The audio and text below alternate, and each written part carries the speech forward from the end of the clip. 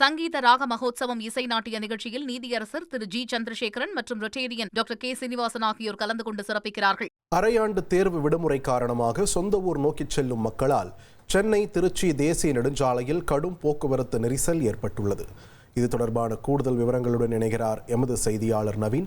நவீன், வணக்கம். தற்பொழுது இங்கே ஜிஎஸ்டி சாலையில் அங்கே இருக்கக்கூடிய நிலவரத்தை நம்ம பார்த்துட்டு இருக்கோம். இதை சீராக்க ஏதேனும் நடவடிக்கை அங்கே முன்னெடுக்கப்பட்டிருக்கிறதா? எவ்வளவு நேரம் எடுத்துக்குது சாதாரணமாக இந்த போக்குவரத்து கொஞ்சம் சீராக? விரிவான தகவல்களை பதிவு பண்ணுங்க. வணக்கம். அரையாண்டு தேர்வு விடுமுறை மற்றும் கிறிஸ்துமஸ் பண்டிகையை கொண்டாட ஏராளமான பொதுமக்கள் சென்னையிலிருந்து தங்களுடைய சொந்த ஊர்களை நோக்கி செல்கிறார்கள். இதன் காரணமாக சென்னை திருச்சி தேசிய நெடுஞ்சாலையில கடுமையான போக்குவரத்து நெரிசல் ஏற்பட்டு வருகிறது. குறிப்பாக செங்கல்பட்டு அருகே இருக்கக்கூடிய இந்த மாமண்டூர் பகுதியில இந்த போக்குவரத்து நெரிசல் என்பது அதிகரித்து காணப்படுகிறது. மாமண்டூர் முதல் பாலாற்று பாலம், இருகுன்றப்பள்ளி, பழவேலி என 2 கிலோமீட்டர் தொலைவிற்கு வாகனங்கள் நீண்ட அணிவரிசையில் அணிவகுத்து காத்திருக்கக்கூடிய காட்சிகளை நம்மால் பார்க்க முடிகிறது. இங்கு ஏற்படும் போக்குவரத்து நெரிசலை கட்டுப்படுத்த செங்கல்பட்டு போலீசார் தீவிரமாக ஈடுபட்டு வருகிறார்கள்.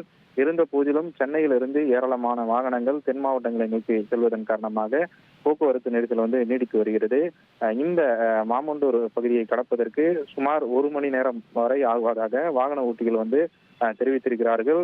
இது குறித்து காவலர்களிடம் கேட்டபோது மாமண்டூர் பாலாற்று பள்ளத்தில் ஏற்பட்டுள்ள பள்ளங்கள் காரணமாக வாகனங்கள் மெதுவாக செல்வதால் போக்குவரத்து நெரிசல் ஏற்படுவதாக காவலர்கள் தரப்புற தெரிவிக்கப்பட்டிருக்கிறது. தொடர்ந்து சென்னையிலிருந்து ஏராளமான வாகனங்கள் தென் மாவட்டங்களை நோக்கி சென்ற வண்ணம் இருக்கின்றன.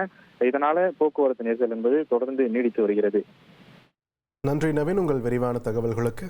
சங்கீத ராக மகோத்சவம் இசை நாட்டிய நிகழ்ச்சியில் நீதியரசர் திரு ஜி சந்திரசேகரன் மற்றும் ரொட்டேரியன் டாக்டர் கே சீனிவாசன் ஆகியோர் கலந்து கொண்டு சிறப்பிக்கிறார்கள்.